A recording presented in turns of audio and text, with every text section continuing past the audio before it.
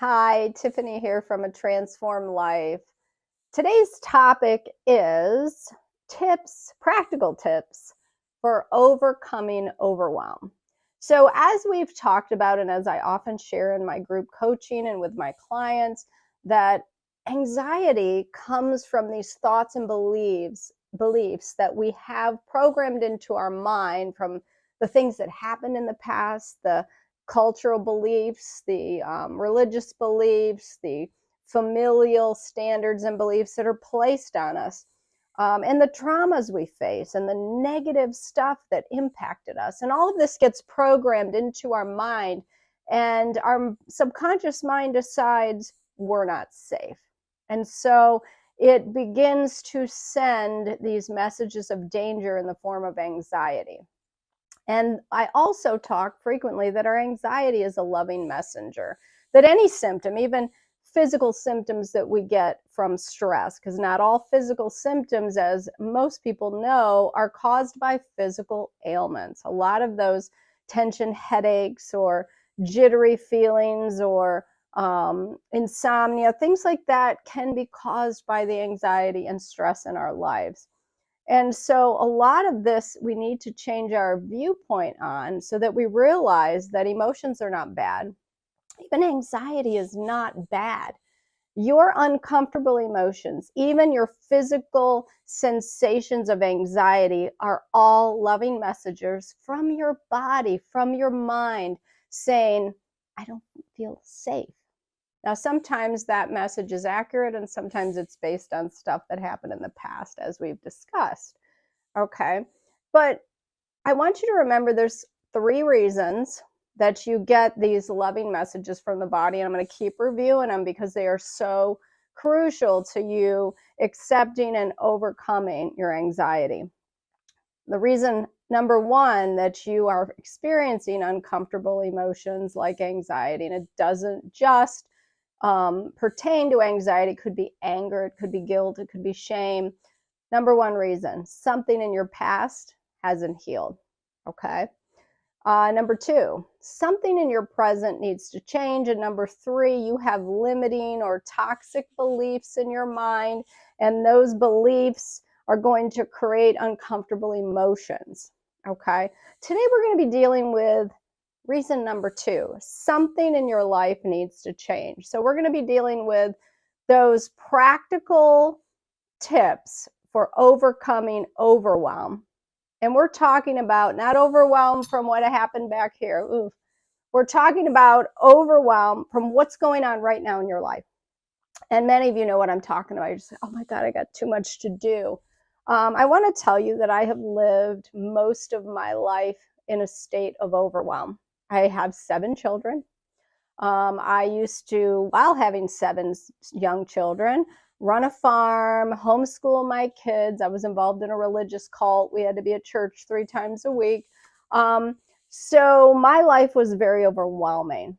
But a lot of times when we think about overwhelm, we view it as all of these external pressures that are pushing on us, and we just feel like we can't take it. The pressure is too much. But I want to tell you, I know this is going to be a surprise to some of you, but the external pressures are not always the cause of our overwhelm. Much of your overwhelm is probably not what's going on outside you, but what is going on in here. Now, that's not to undermine what some of you might be going through. If you are taking care of aged parents, if you are dealing with a child who is disabled, if you're battling illness yourself, I'm not undermining that as overwhelming. I have literally been there, okay, having struggled with extreme chronic illness at times, extreme difficult traumatic events that have happened in my life. I've been through all that. I know how overwhelming that can be. So if you're going through something like that, I'm not trying to discount what you're going through, and you need support and you need love. And I hope you know that I make these videos because I really do care about you. And I want to help you through this because I've been there. I've been literally so debilitated by anxiety, by depression, that I couldn't even get out of bed. I didn't want to get out of bed. I actually would pray, please, God, don't let me live another day.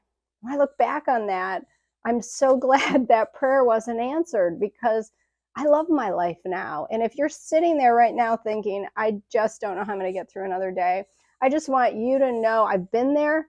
And as hard as it is and as dark as it is, you can get through this. You can get out to the other side. And that's why I created this channel, to help you do just that. Not just so you overcome your anxiety, but you're still depressed. I want you to actually have peace of mind. And that's what this channel is about, moving you from anxiety and stress to peace of mind. But sometimes we just need some real practical tips on managing our day-to-day lives. And that's what this video is going to be about. Okay. So first of all, I want you to think about, there are some common responses that we have to overwhelm. We all get overwhelmed. We all get overwhelmed for various reasons. I still get overwhelmed, and I still get anxious from time to time, because I'm human. I'm not here as an expert telling you that I am perfect. I'm here because I'm on this journey with you. Yes, maybe I'm further along on the journey because I'm no longer debilitated by anxiety and depression, but I'm still on the journey. This is a journey of growth, and I'll never be perfect. I'd like to be, but I won't be. We're all human. So when you get overwhelmed, and I still do, we have these common responses. And I'm just going to, there's many, but I'm just going to cover a couple of them. One, you know that when you get a nervous system response from stress, you can go into fight, you can go into flight, or you can go into freeze. And of course, there's a few others too. But so, some people get really angry when they get overwhelmed. And if you find that you're really crabby and irritable, and you're snapping at your spouse, your boyfriend, your significant other, your children, your coworkers, often it has nothing to do with them and everything to do with that you have gotten yourself into a state of overwhelm. So that's one common response, anger. Deal with the overwhelm, and the anger will follow. So some people try to control their anger. They try to suppress their anger, all unhealthy responses. If the actual root of your anger is that overwhelm, that's what you need to deal with. Okay. We're going to talk more about that. Addictions and compulsions. A lot of times we get overwhelmed. We think, I've just got to escape. So I'm going to escape into binge watching Netflix. I'm going to escape into a porn addiction. I'm going to escape by drinking alcohol because I'm feeling so overwhelmed. Another unhealthy response. Okay. And then, of course, there's that freeze state of absolute paralysis. And this was probably the one I dealt with the most, and I occasionally still do, to be honest with you, where I just, burden myself in some ways. And then because of the burdens that I have allowed to be placed on me, or that I placed on myself, I just get so overwhelmed. And then I don't want to do anything. I just okay, I'm not going to do anything on my to-do list. I'm not going to take any action. I'm just going to implode, or just go to bed, or just shut out the world, or just lie there paralyzed and often in fear. Okay, that's what we do. So these are ways that humans deal with overwhelm. The best way to deal with overwhelm, however, is just to prevent it in the first place. And to do that takes some degree of self-awareness. So that's what we're going to talk about today. How do I become aware? Okay. Now, if you've been watching my videos, you will have heard me refer to journaling to freedom. And that is a journaling process that helps you to become self-aware of the beliefs, the mindsets, the emotions that are behind your thought patterns and behaviors. That video will be linked below. So I suggest you take a look at that. I don't want to go into that here. Journaling to freedom helps you become self-aware of what's going on in here and in your day-to-day life that's contributing to your negative emotions, your overwhelm. Okay, so tip number one when you find yourself overwhelmed is to take action, however small. Okay, no action is too small. So if you're overwhelmed with life, you have got 5 things bothering you and overwhelming you right now. Take action. Pick one and take action, even if it's really small. Okay, I'm just overwhelmed because this kitchen is such a mess. I'm just going to wash the dishes. That's all I'm going to do. I don't have to clean the whole thing. I don't have to wash out the refrigerator. I don't have to clean out the oven. I'm just going to do one thing. Okay, if you're overwhelmed about your relationship with your partner, okay, I'm just going to schedule a date night. I'm just going to send him a message that says, I love you. I'm going to do just one thing. I don't have to solve all the problems in my life right now. I'm just going to take a small portion of maybe a bigger problem, and I'm going to take an action. And you don't always know if that action is going to work or not, and it's okay. Okay, you don't have to solve the problem. Just take a small action. And then I want you to plan a subsequent action. I want you to plan the next action, however small, that you are going to take. So the key to overcoming this feeling of overwhelm is to know you can move forward. And if you just stay there and take no action, you're not moving forward. And understanding you can solve the problem, or maybe it's not solvable right now. That's okay. You're still going to take some sort of action. So I want you, even pause this video right now, pick one thing that's overwhelming you and write down an action. And then once you've done that, write down another action that you're going to do tomorrow. And just take that small action, okay? So my second tip for overcoming overwhelm is to organize your brain, okay? One of the main reasons we're overwhelmed is because there is so much going on in here. And you know what this is like. You almost feel like, at least for that moment, you could be diagnosed with ADHD, like you're just cognitive things are going wrong up there.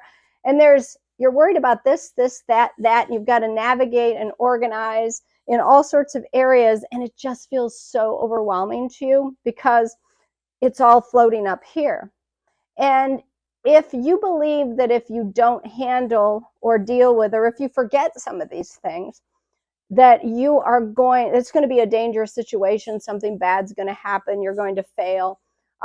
Remember, we talked about before, when you tell your subconscious mind that you can't handle something, or that something bad's going to happen if you don't do A, B, or C, it's going to respond to you by continuing to remind you.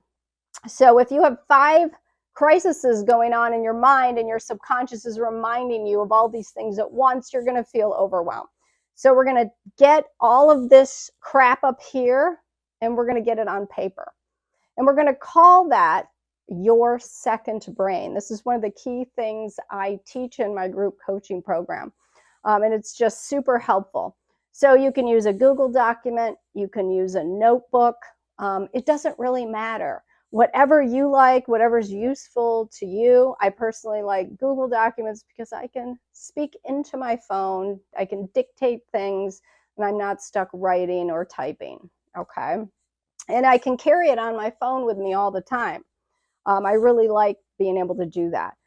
But you need to, if you're going to use a notebook, you need a small one that you can carry with you all the time, because when something comes in here and it's circulating and troubling you, you're going to take it out of this brain, because this brain has a capacity. It can only hold so much. Google Documents can hold a lot. A notebook can hold a lot. Get it out of here and get it on paper. And I'll tell you how I organize my second brain, okay? I divide it into categories: family, work, career, fitness and health and nutrition. I could have a category for a hobby that I enjoy, maybe one for travel if I do that frequently. It doesn't really matter, okay? Your second brain is geared towards you. The purpose of your second brain is to offload all of this up here that is overwhelming you. So in that second brain, you write down ideas under family, things I need to do, okay? Maybe phone calls I need to make. So, for example, under family, I might say, okay, I need to buy my daughter a new pair of track shoes. I need to schedule an appointment for my son to get his eyes checked. I need to talk to my daughter about something that's been bothering me. I need to spend more time, at family mealtime, asking them how their day is. All these things that are up here, they could be things you're worried about, things you feel like you should be doing that you're not. It doesn't matter. This is a way for you to offload your brain. You are going to find this so freeing. I cannot tell you. If there's too much going out in here, get it on paper. Now, what happens when you get it on paper? Your brain goes, oh, okay, I don't need to think about this anymore because it's here in the second brain. Now, here's the key. If you put it into the second brain and you never look at it again, it's not helpful because your subconscious mind knows that you now can't be trusted to deal with this. So it's going to continue to send these concerning, looping thoughts about these things that are overwhelming you. So the key is to make sure you're looking at it throughout the day. Okay, this is a reminder for you, okay, to start taking action on these things. Okay, and you could even offload things that are bothering you and emotions as well, whatever serves you. So if you use the second brain, if you use it to organize your mind, your subconscious, your mind is going to go, oh, okay, it's all there. So I don't need to keep it circulating here. And now you're free. You have so much more peace, and you have the clarity now to begin to think about how you could take action because you can see it all in front of you. Okay, that is a huge tip. It's one of the number one things that has truly transformed my life. Tip number 3, organize your house. Okay, sorry to say, it's true. A cluttered space makes a cluttered mind. If every time you walk in your home, there's just crap piled everywhere, okay, it's going to be difficult for you to relax. It's going to be difficult for you to see what needs to be done. If you happen to love that, keep it. I don't care. But for me, I cannot function in a space that is stacked high with papers and things aren't organized. I'm not going to go into how to do that. There's plenty of videos. Marie Kondo, I believe, has some great ones. There's plenty of books, videos. I highly recommend adopting minimalism. I could literally fit probably most of what I own in my own bedroom. I find that freeing. Some of you will not. You like to own a lot of things. I'm not one of those people. I like to focus not on things, but on people and helping my clients and reading and doing the things I enjoy. So I'm not a minimalist when it comes to books. So minimize those things you can. Do you really need 3 closets full of clothes? Do you really need a whole shed full of stuff that you never use? Do you really need everything in the storage unit you haven't touched? So much of what we have we don't need, but we spend our time dusting and moving it around and rearranging it and cleaning it, and it actually adds no value to our life. So I suggest read a couple books on minimalism if you feel challenged in this area, and you will find that adopting this lifestyle is incredibly powerful. It causes a lot of that overwhelm to dissipate. Another tip, avoid being hijacked by marketing. Okay, this is really tough in today's society because we live in this society of consumerism. This sort of goes along with the minimalism I was discussing earlier. We live in a world where every time you turn on your social media, every time you turn on the TV, every time you turn the radio, everywhere you turn, you are being sent the message that your life is not complete without this next item. Okay. Think about the amount of time you spend upgrading your life with the latest and the greatest. Okay.